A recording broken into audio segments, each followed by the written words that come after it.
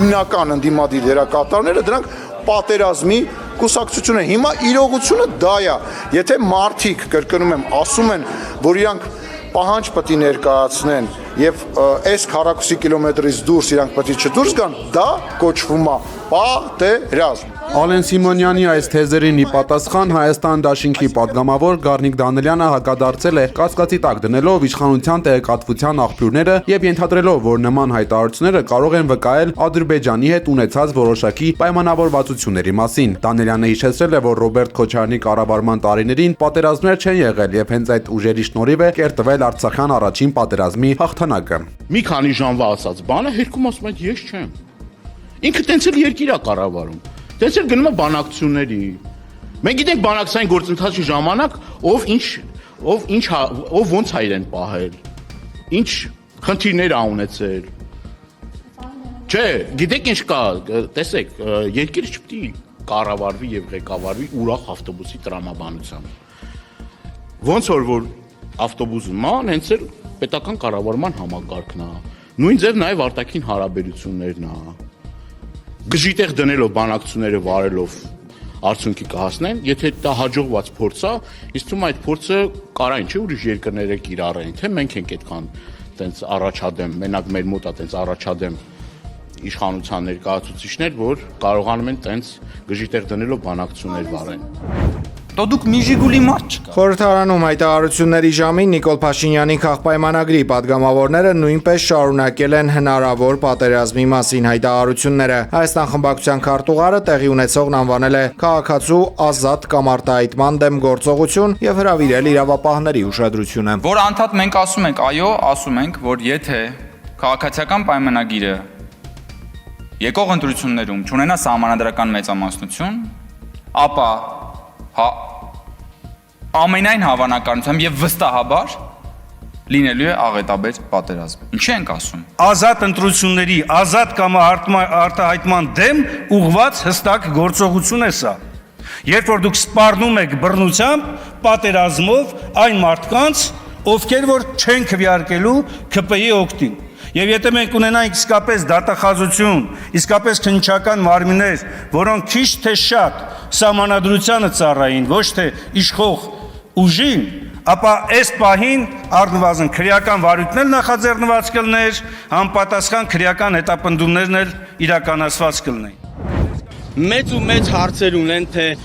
ինչ պայմաններում են զոհվել երեխաները։ Անհետ կորած եւ զոհված զինծառայողների հարազատները բողոքի ակցիան իրականացրել ազգային ժողովի դիմաց, պահանջելով հրապարակել 44-օրյա պատերազմի հանգամանքները ուսումնասիրող քննիչ հանձնաժողովի զեկույցը։ Ավելի վաղ ազգային ժողովի նախագահը զեկույցը գաղտնի փաստաթղթերի շարքին էր դասել ու արխիվացրել։ Պատերազմի զոհերի ծնողները նամակով դիմել են խորհրդարանական խմբակցություններին հարցը քարորյա նիստերի օրակարգ բերելու համար։ Նրանց կարծիքով զեկույցի հանրայնացումը թույլ կտա բացահայտել բազմաթիվ մեղավորների անուններ եւ պարզաբանել թե դիվանագիտական ձախողումները, թե թիկունքի խնդիրները։ Առանց ոչ մի խաբարի Զոհված զինծառայողի եղբայր Արսեն Ղուկասյանը հայտարարել է, որ ծնողները տարիներով սպասել են քննիչ հանձնաժողովի եզրակացությանը, հույս ունենալով իմանալ մեղավորների անունները։ Այսքան տարի մենք սպասել ենք, որ իմանանք ով էր մեղավորը, մեր երեխեքի, մեր տղեկի զոհվելու մեղավորն։ Իմ աղբորը, ես ուրիշինը չեմ խոսում։ Իմ աղբերը, որ զոհվել է այդ բարդակը, որ իրել անդեր, ում մեղավորությունն է եղել այդ բարդակը, էդի զինվորը չէր էլի այդ բարդակ շինող, այդ բարդակ շինողը իրանց հրամանատարներն են։ Այս 6 տարիների ընթացքում դուք այդ հարցի պատասխանը Չէ, չենք ստացել։ Չենք ստացել, ինչ են ասել, այսքան վաղ ինչ են ասել, թող մեկն ու մեկին ասեն, այս ինչը դատվել է, այս ինչ գործողությունները սխալ կառավարելու կամ այս ինչ գործողությունները սխալ մարտավարություն անելու պատճառով, որը բերել ասենք այսքան զոհի, այսքան վիրավորի, այսքան անհետ կորածների հետևանքը դա է։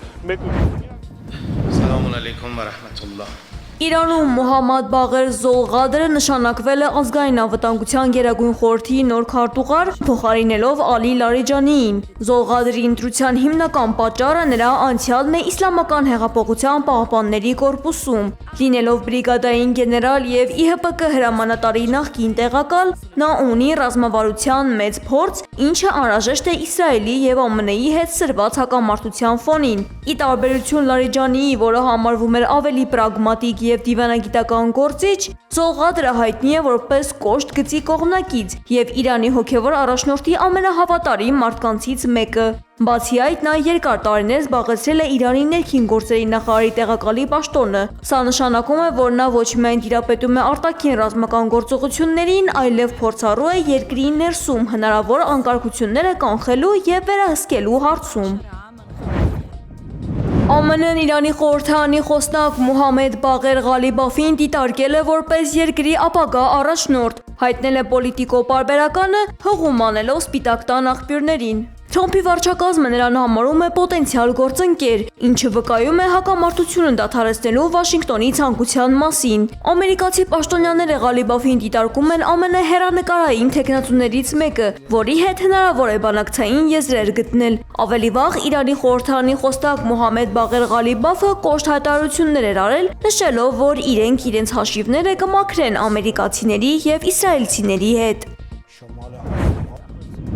Լիբանանի իշխանությունները չեղարկել են Իրանի դեսպան Մոհամմադ Ռեզա Շիբանիի հավատարմագրումը եւ նրան հայտարարել անցանկալի անձ։ Լիբանանի արտգործնախարարության հայտարարության համաձայն դեսպանը պետք է հեռանա երկրից մինչև 2026 թվականի մարտի 29-ը։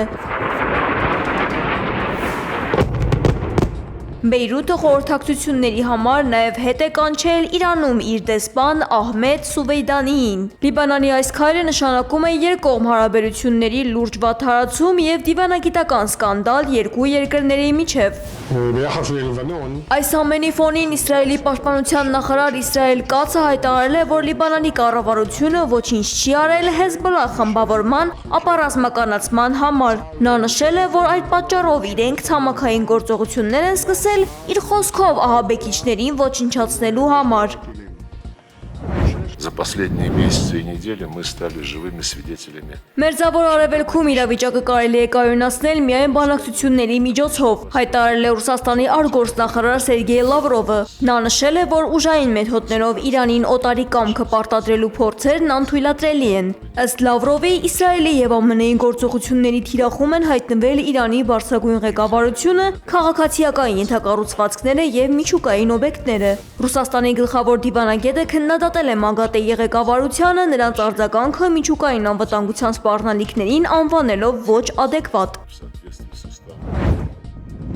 Իսրայելական ավիահարվածները Լիբանանում շարունակվում են, թիրախավորելով երկրի հարավային եւ արևելյան շրջանները։ Բաալ-Բեկում տասնյակ տներ են ավերվել կամ բազմաթիվ զոհեր եւ վիրավորներ։ Հիվանդանոցում էլեկտրաէներգիայի բացակայության պատճառով տարեց հիվանդներին պարզապես միացրել են շնչառական սարքեր։ Նաբաթիայում իսրայելական հրետանին հարվածել է շտապօգնության մեքենաներին եւ բժշկական կենտրոններին։ Մեյվդունում բուժ աշխատող է սպանվել, 6 է վիրավորվել։ Անվտանգության նկատառումներով փրկարարական խմբերի անդամների թիվը կրճատվել է չթիրախավորվելու համար։ Իսրայելի պաշտպանության նախարարությունը հայտարարել է նաև Լիտանի գետի կամուրջների եւ սահմանամերձ գյուղերի տների ոչնչացման մասին։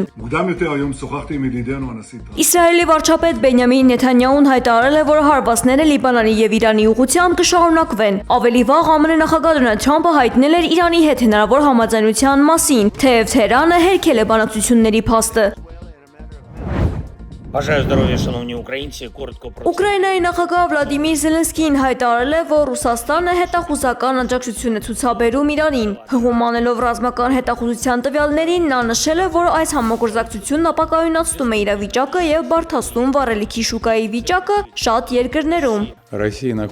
Ավելի վաղ Wall Street-ը գրել էր, որ Մոսկվան Թեհրանին է տալիս արբանյակային պատկերներ եւ ԱԹՍ տեխնոլոգիաներ, ինչը Կրեմլը որակել էր որպես կեղծիք։ Так с этим приписанным годом ՄԱԿ-ում Ռուսաստանի մշտական ներկայացուցիչ Վասիլի Նեբենզյան պնդել է, որ Զելենսկին շոկի մեջ է, տեսնելով, թե ինչպես է միջազգային ուշադրությունն Ուկրաինայից տեղափոխվել Մերձավոր Արևելք։ Ըստ ռուս դիվանագետի Կիևը պատրաստ չէ դիվանագիտությանը, ուստի շուտով կբախվի հակամարտության կարգավորման նոր ու ավելի ծանր պայմաններին։ Նա շեշտել է, որ Մոսկվան հավատարիմ է բանակցային լուծմանը, սակայն Ուկրաինան շահագրգռված չէ խաղաղությամբ։ Նեբենզյանն նաև քննադատել է ՄԱԿ-ի անվտանգության խորհրդին հյուսիսային հոսքեր գազատարների դեմ իրականացված պայթյունները չդատապարտելու համար։